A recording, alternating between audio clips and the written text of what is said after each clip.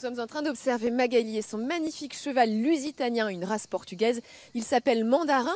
Et là, je suis avec Frédéric. Frédéric, vous pratiquez ce qu'on appelle une éducation, une équitation éthologique sur le comportement du cheval. En quoi ça se différencie de l'équitation classique qui était plus sur la contrainte ?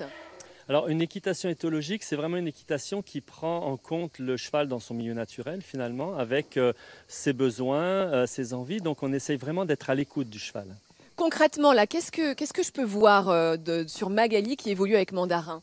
Alors, on ne voit pas grand-chose parce qu'en définitive, tout se joue sur des choses très très subtiles comme des changements de poids, sur des pressions de la jambe, sur des pressions de la main, des choses vocales. Donc c'est vraiment très peu, c'est vraiment sur la confiance.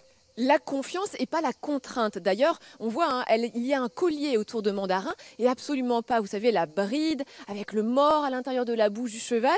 Waouh, magnifique révérence que vient nous faire ici Mandarin. Et là, je commence à me poser une question. À quoi sert le ballon que l'on a devant nous, Frédéric ? Alors, on aime beaucoup mélanger au travail un peu plus traditionnel le jeu pour développer vraiment l'envie chez le cheval. Alors, on va voir comment il joue avec le ballon. Un cheval qui joue au ballon. Alors là, je suis extrêmement curieuse. Mandarin, qu'est-ce qu'il va faire ? Oula !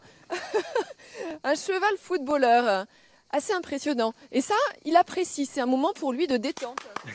Alors oui, ça c'est vraiment, voilà, et on voit le jeu avec Magali, on voit comment le cheval apprécie notre présence, et puis la présence du ballon, là en l'occurrence, avec Mandarin qui aime beaucoup jongler avec. Un cheval footballeur. Alors moi, personnellement, j'avais jamais vu ça, mais regardez. Allez, marque un but, Mandarin, vas-y. Et je retrouve tout de suite Frédéric avec un magnifique pur sang arabe qui se prénomme, Exotique. Est-ce que c'est moi qui lui ai fait peur là, Frédéric ? Écoute, non, là je l'ai fait partir au galop, ça fait vraiment partie du jeu, puis là on va lui demander de revenir. Alors moi j'ai plus l'impression qu'il a perdu le contrôle sur son cheval. Est-ce que je me trompe ou pas ? Parce que là j'ai l'impression qu'il est parti un petit peu dans tous les sens.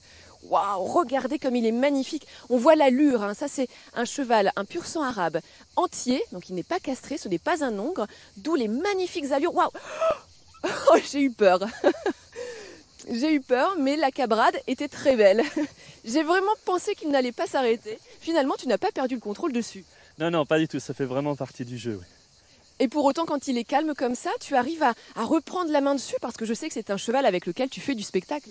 Voilà, donc c'est ça en spectacle, on veut lui demander en même temps d'exprimer cette joie de vivre et ensuite de se concentrer suffisamment pour faire par exemple le pas espagnol. Alors montre-moi le pas espagnol avec les magnifiques antérieurs. Donc vous entendez le claquement de langue et puis la badine qui sert aussi au cheval à exprimer le pas espagnol. Là il est un petit peu reparti.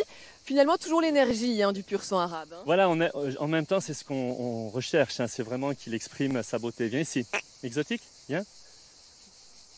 Viens là. Waouh, magnifique. Une petite révérence pour conclure.